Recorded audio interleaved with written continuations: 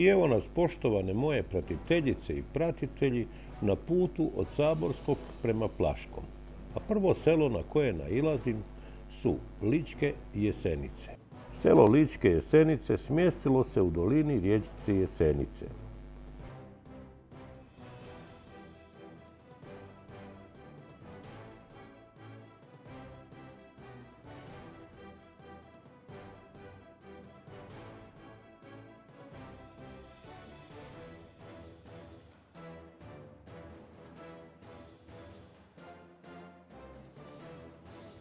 Ovo ličko selo 2011. brojilo je 100 stanovnika.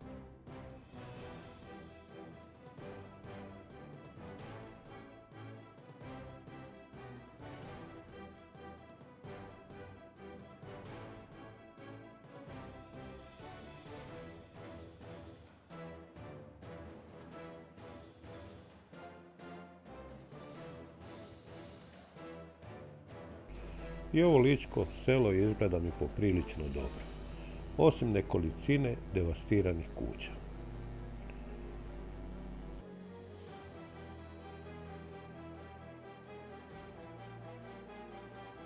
Tu je i seoska crkva, pored koje na trenutak zastaje.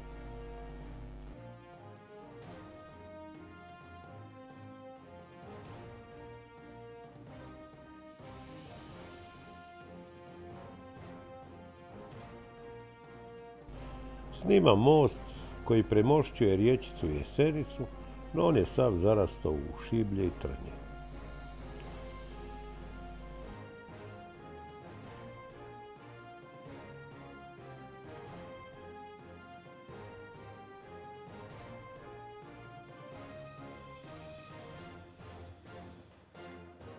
Tako, ja odlazim dalje prema Plaškom, a vas srdačno pozdravljam do idućeg videa.